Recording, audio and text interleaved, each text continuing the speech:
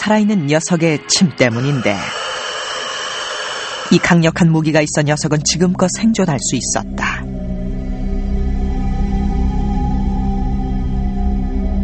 그 생김새로 보나 생존력으로 보나 가히 살아있는 용이라고 할 만한 코모도 드래곤. 그러나 코모도를 용이라고 단정 지을 수 없는 데는 결정적인 이유가 있다. 그 용의 유형을 보면은 비늘을 가졌다든가 이런 것들은 물 밖에서는 필요 없는 거거든요.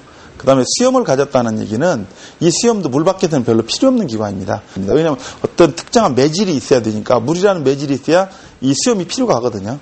그 다음에 그 용의 꼬리를 보면 지느러미 같이 또 돼 있고, 이런 것들은 물속 생활에 유리하게 돼 있어요. 서양의 용이 대부분 집채만한 날개를 달고 하늘을 날며 불을 뿜어대는 악의 화신인 반면, 동양의 용은 요만이 그러하듯 주로 물의 신으로 물을 관장하다가 때가 되면 하늘로 승천하는 것으로 알려져 있다. 그리고 제가 재밌는 걸 보여드릴게요. 여기 지금 그 근정전 거기서 상량문이 나왔어요. 경복궁을 화재로부터 지키기 위한 바람으로 만든 상향문에 크게 새겨진 물수. 놀랍게도 이 숫자를 이루는 것은 1000자가 넘는 용. 이는 곧 용이 물속에 있음을 뜻한다. 그런데 코모도 드래곤은 물에서 헤엄을 치기도 하지만 주로 땅 위에서 먹이를 찾고 시원한 그늘 아래서 하루를 보낸다. 아마도 용이 실존한다면 코모도 드래곤과 비슷한 외형을 가진 물에 사는 동물일 가능성이 크다.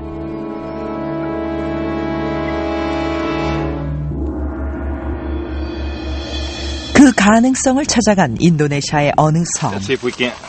우리는 의외의 장소에서 또 다른 용의 전형을 만날 수 있었다. 깊은 우물바닥에 보이는 무언가. 발을 헛디뎌 이곳에 빠진 모양인데 천천히 녀석을 구조해보지만 신경이 날카로워진 상태라 도움의 손길을 줄도 모르고 오히려 거칠게 공격하는 녀석. 위험천만한 상황.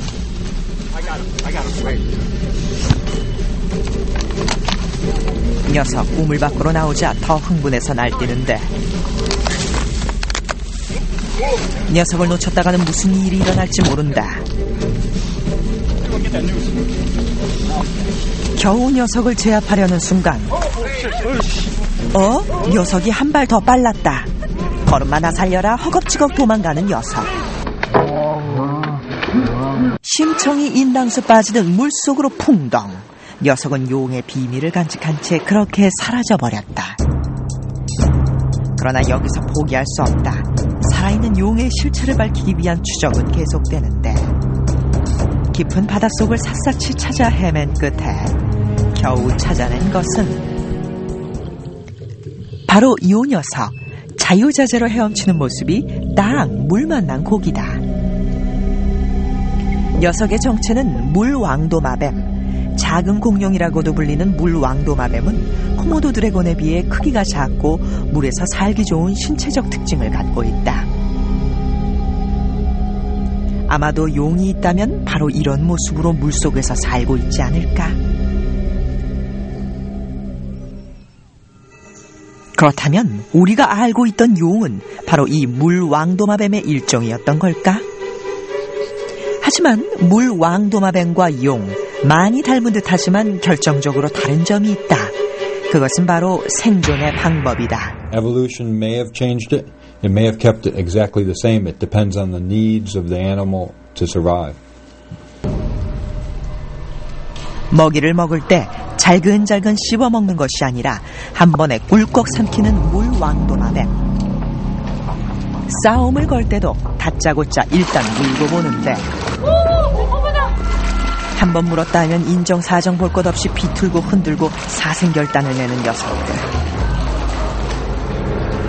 피해가 좀 크겠다 싶은데 생각보다 멀쩡하다. 물왕도마뱀의 이빨은 잔가시처럼 생겨서 언뜻 보면 이빨이 없는 것처럼 보인다. 치명적인 독을 가진 뱀들도 맹수들과 같은 이빨은 없다. 그저 생존에 필요한 2개의 동리가 있을 뿐. 그러나 용의 이빨은 다르다. 물 왕도마뱀과는 달리 용의 이빨은 맹수의 이빨처럼 크고 뾰족하다. 다른 파충류들은 쉽게 빠지는 이예요. 그러니까 치조골에 부착이 안 돼 있기 때문에 힘을 좀 많이 주면 쉽게 빠지는 반면에 용의 크기로 봐서 뭔가 이렇게 물어야 될 때, 특히 큰 물체를 집어야 될 때, 만약에 이가 이렇게 뿌리가 단단하지 않은 이를 가지고 있다면 이가 아마 다 뽑아져서 나가겠죠. 그 무게를 지탱을 못해서. 용의 크기로 봐서 큰 먹이를 물어야 하는데 그러기 위해서는 꼭 튼튼한 이빨이 필요하다는 것. 그렇다면 대형 동물의 대명사 공룡의 이빨은 어떻게 생겼을까? 덩치에 어울리는 크고 강한 턱과 날카로운 이빨들.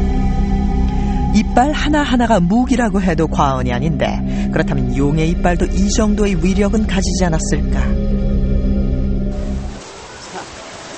살아있는 동물 중 용의 이빨과 가장 비슷할 것으로 추측되는 동물이 있다는데 그것은 바로 악어. 명실공히 최고의 악력을 자랑한 악어. 입만 벌리고 있어도 충분히 위협적인데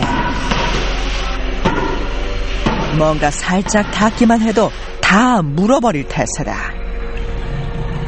적자 생존의 냉혹한 야생의 세계에서 악어의 이빨은 먹이를 먹으며 살아남기 위한 유일한 생존 전략이다. 그래서 악어들의 싸움은 물왕도마뱀들의 싸움과는 차원이 다르다.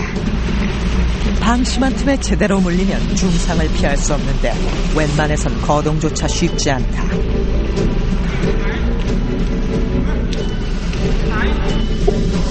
상처가 보여주듯 악어의 이빨은 치명적이다.